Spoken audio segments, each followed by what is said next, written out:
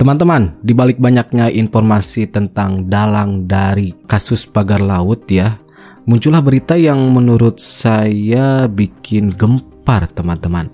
Jadi ternyata diduga ada nama lain yang menjadi dalang di balik pagar laut itu sendiri. Dan diduga orang itu adalah orang yang merupakan kader dari partai berwarna red, merah teman-teman. Jadi ini semakin kontroversial saja ya. Dari sini muncul pertanyaan, apakah berita tersebut benar adanya? Kalau memang benar, berarti selama ini partai yang paling lantang teriak pagar laut justru menguasai laut. Jadinya maling teriak maling dong teman-teman. Nah, untuk lebih jelasnya kita lihat videonya. Nah, ini beritanya teman-teman. Cikarang Listrindo dan Mega Agung Nusantara. PT Cikarang Listrindo menguasai 509,7 hektar, sementara PT Mega Agung Nusantara menguasai 419,6 hektar. Ini Mega Agung Nusantara adalah anak perusahaan PT Modelan Realty (MDLN), pemain properti ternama di Indonesia. Dan ini ada William Honoris ya, Direktur Utama PT Modelan Realty, adalah tokoh kunci di balik pagar laut, teman-teman. Adiknya Charles Honoris adalah kader PDIP dan anggota DPR RI. Keluarga Honoris mengendalikan 17,69% saham MDLN. Waduh, ini berita boom ya, teman-teman. Coba kita lihat berita yang lain di sini. HGB Laut Bekasi milik kader PDIP.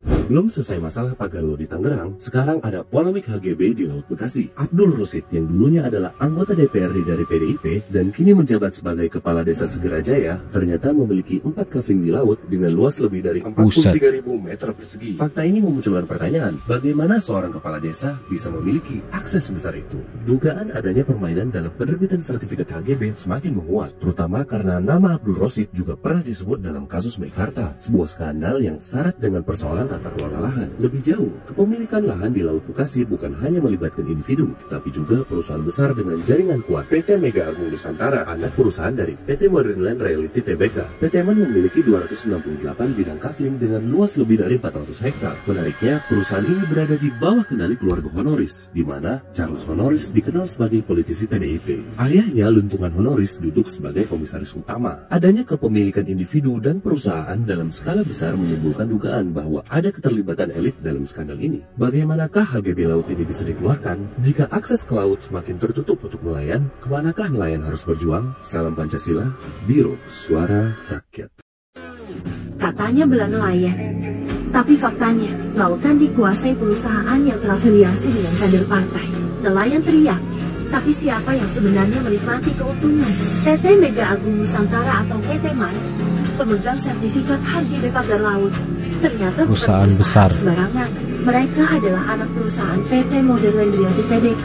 Dan siapa pemiliknya? Keluarga Honoris. Dirutnya adalah William Honoris, sementara komisaris utamanya adalah Luntungan Honoris, ayah dari Charles Honoris, politisi PDIP. PT Mega Agung Nusantara punya kafling di laut sebanyak 268 bidang dengan luas 419 hektar, sementara PT Cikarang Listrindo punya 78 bidang seluas 90 hektar. Laut siapa? Laut rakyat atau laut banteng? Abdul Rosid, Kepala Desa Segerajaya, dulunya anggota DPRD PDIP, namanya pernah disebut dalam kasus Meikarta. Dan ternyata dia juga punya kafling di laut, bukan cuma 1-2, tapi 4 bidang dengan luas lebih dari 43.000 meter persegi. Abdul Rosid ini adalah kepala desa Pol, menggantikan adiknya sendiri. Si adik, Marjaya Sargan, malah melenggang jadi anggota DPRD dari Partai Nasdem. Kalau kader partai yang teriak bela nelayan justru menguasai laut, siapa yang sebenarnya mereka lindungi? Nelayan atau kepentingan sendiri? Tulis pendapatmu di komentar dan share biar makin banyak yang tahu fakta ini. Katanya bela nelayan, sebenarnya mereka lindungi. Nelayan menguasai laut, siapa yang sebenarnya Nasdem? Kalau kader partai yang teriak bela nelayan justru menguasai laut, siapa yang sebenarnya mereka lindungi? Nelayan. Iya, jadi sebenarnya siapa yang mereka lindungi ya teman-teman? Kalau memang faktanya seperti itu, kalau memang kebenarannya seperti itu. Dan ini bisa menjadi informasi yang penting ya teman-teman, karena di sini disebutkan kader PDIP yang terlibat teman-teman. Dan dilansir dari tajuk nasional, ini ada hubungan erat antara Charles Honoris dengan pemilik SHGB Pagar Laut di Bekasi. Ini Wakil Ketua Komisi 9 DPR ya dari fraksi PDIP. Sedang menjadi sorotan ternyata ya, yang membongkar netizen ya di Twitter, kata Mbak ini. Ada keterkaitan Charles Honoris dengan PT Mega Agung Nusantara, perusahaan yang memiliki SHGB terbesar. Ini buat orang-orang yang selalu mengait-ngaitkan pagar laut ya dengan Pak Jokowi. Ini juga buat pecintanya si Abraham Samad ini. Said Didu, Roy Suryo, yang pecinta-pecinta yang aneh-aneh itu, yang selalu mengkait-kaitkan dan mau mengadili Pak Jokowi masalah pagar laut. Dengar nih, dengar. Ya. Jadi saya kasih analogi begini, ya. Yang namanya pemimpin, presiden, itu selalu mengeluarkan sebuah kebijakan. Di mana kebijakan tersebut tentu sudah dipelajari oleh ahli-ahli, ya. Contohnya gini, program PIP, ya. Program Indonesia Pintar ya, yang mengalir untuk siswa. Sekarang terjadilah penyelewengan terhadap dana tersebut. Oleh siapa? Oleh kepala sekolah, oleh pengawas, oleh dinas pendidikan ya. Lalu apakah itu disalahkan ke Pak Jokowi, ke presiden yang membuat kebijakan PIP itu? Coba. Ya kan? Pagar laut itu kan sebuah kebijakan, proyek strategis nasional yang melalui kajian ilmiah, kajian saintifik dan lain-lain oleh orang-orang hebat. Kemudian ketika di bawahnya ada kepala desa, kemudian bermain sama Pemda, dia bermain dengan orang BPN, ya kan? Bermain dengan mafia tanah atau pengusaha, ya. Terus dikaitkan yang salah Jokowi gitu. Sekalian aja lu putus sama pacar, disalahin Jokowi. Lu cerai sama bini lu, cerai sama suami lu, salahin tuh Jokowi. Ini buat orang-orang yang selalu mengait-ngaitkan pagar laut ya. Iya, kita juga tahu ya teman-teman, nama Pak Jokowi selalu dikait-kaitkan. Apalagi kasus pagar laut ini. Assalamualaikum warahmatullahi wabarakatuh, selamat malam. DJ anak jenderal. Banyak yang meminta saya untuk meluruskan fitnah tentang pagar laut. Atau menceritakan tentang pagar laut, banyak sekali. Ya, sebenarnya saya sudah lama ingin bikin VT ini. Cuma saya pikir, kok kayaknya sudah banyak yang menjelaskan, harusnya sudah clear, ya kan? Sudah clear, sudah selesai, dan sudah ketahuan itu. Ya, ujung-ujungnya bagaimana? Cuma ketika saya menganalisa kasus ini, ya, seperti ini. Pada saat mencuatnya kasus pagar laut ini ke publik, kemudian menjadi isu yang sangat masif disebarkan oleh pembenci, maka otomatis pemerintah mau tidak mau harus turun tangan menyelesaikan ini. Lalu dibentuklah tim untuk mencari tahu kasus pagar laut ini. Kalau di antara aparat-aparat tersebut semuanya netral, tidak memihak, karena memang ingin mencari tahu kebenaran, sudah pasti kasus ini akan cepat selesai. Kenapa? Karena tinggal panggil lurahnya. Kenapa sih bisa sampai ada pagar sejauh 30 km? Kenapa bisa sampai muncul sertifikat di laut itu? Ceritanya bagaimana? Kemudian bisa juga kan mencari tahu dari bupatinya. Ini kan area dia gitu. Misalkan nih, saya bupati, saya dikasih area pinggir laut yang sekarang menjadi PIK 2. Tentunya saya tahu dong sejarah itu. Kenapa bisa jadi PIK 2? Saya pasti tahu dong. Masa saya nggak tahu kalau ditanya? Oh, nggak tahu sih. Aneh. Harusnya bupati dipanggil dan disuruh menceritakan itu. Selesai. Sayangnya apa? Banyak orang yang mengganjal klarifikasi dari kasus pagar laut ini. Banyak yang mengganjal. Banyak juga yang menggiring opini supaya nanti opini yang tersebar di publik bahwa Pak Jokowi terlibat dalam kasus pagar laut. Ini masalahnya. Pemerintah sampai menurunkan TNI untuk mencabut pagar. Bahwa itu, ya. Kemudian Kejaksaan Agung turun tangan untuk menyelidiki. Ya sampai segitunya. Ini kan menghabiskan biaya negara yang sangat besar. Ya kan? Kenapa negara mau melakukan itu? Untuk apa? Untuk menyetop isu ini. Ya, karena kalau pemerintah diam saja, dia pemerintah tidak bertanggung jawab. Oh, Jokowi itu harus tanggung jawab, sudah pensiun. Sudah pensiun, dan ketika beliau pensiun, ya, membuat laporan ke DPR MPR, pertanggungjawaban beliau memerintah Indonesia selama 5 tahun, tidak ada yang membantah. Laporan beliau diterima semua dengan baik. Ya, kerja keras beliau selama 5 tahun diakui oleh wakil rakyat. Kemudian kemudian beliau pensiun dengan mulus, tiba-tiba ada orang yang berteriak adili Jokowi, dan mencari-cari kasus-kasus agar Pak Jokowi bisa diadili. Ini kan aneh, kalian ini tidak punya kewenangan seperti kewenangan wakil rakyat di DPR. Kenapa kalian menginginkan Pak Jokowi diadili? Kalau saat ini Pak Jokowi diadili, artinya DPR RI waktu menerima laporan pertanggungjawaban Pak Jokowi tidur semua. Wakil-wakil rakyat tentunya tidak mau sampai Pak Jokowi diadili, karena mereka sama juga menepuk mukanya pakai kotoran. Karena jelas-jelas bahwa laporan pertanggungjawaban Pak Jokowi itu sudah mereka terima. Dan selama 10 tahun ini, mereka selalu menyelidiki kalau ada isu tentang Pak Jokowi. Keterlibatan beliau dengan Anas 9, dengan proyek ini, proyek itu, mereka selalu menyelidiki. Dan tidak ketemu bahwa Pak Jokowi terlibat dalam berbagai proyek. Bahkan sampai pagar laut, Pak Jokowi tidak terlibat. Dan orang yang teriak-teriak, adili Pak Jokowi, pagar laut lah, jual laut, dengan sertifikat lah. Itu adalah fitnah, gitu loh. Cuma kalau dibilang fitnah, tanpa menjelaskan bahwa itu fitnah, gimana gitu?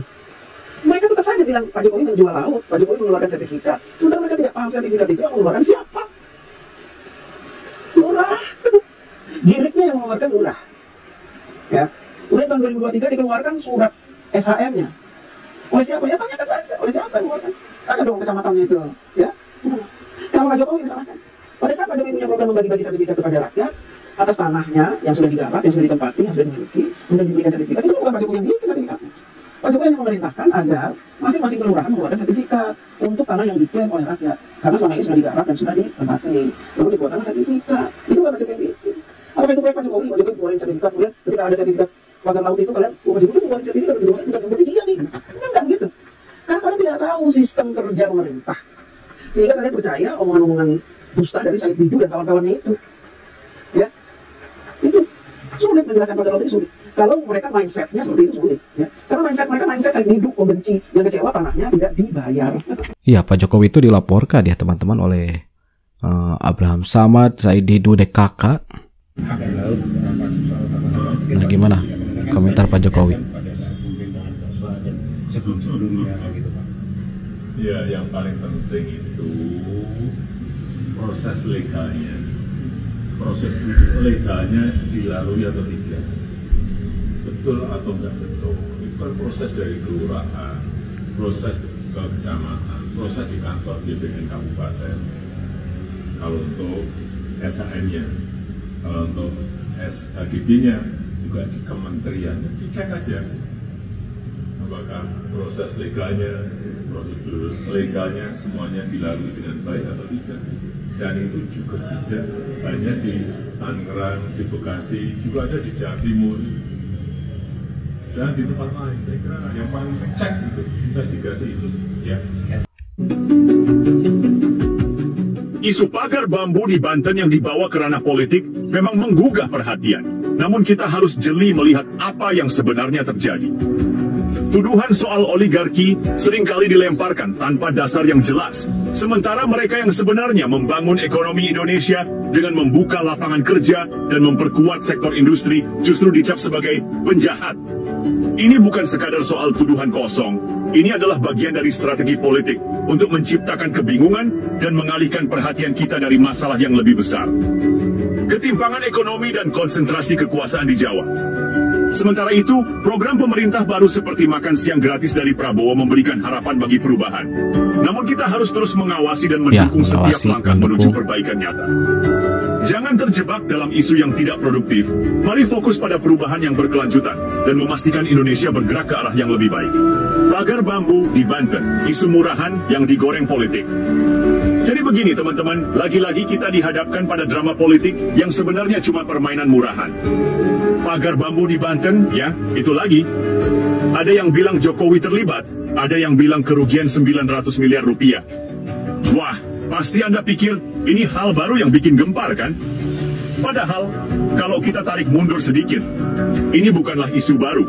Sudah isu ada ini sejak sudah lama. Ada sejak lama, sudah berurat berakar dari era Soeharto katanya. Dan seharusnya sudah selesai jauh sebelum jadi bahan politik murah seperti sekarang ini. Lihat, coba lihat, semua ini nggak bisa dipisahkan dari kebijakan ekonomi yang sejak lama terpusat di Jawa. Semua industri digulung ke sana, ke Jakarta, Jawa Barat, Jawa Tengah, Jawa Timur. Sementara daerah lain seperti Kalimantan, Sumatera, Papua dikeruk sumber daya alamnya, tapi infrastruktur dan pengembangan ekonominya hanya dapat sisa-sisa. Kenapa?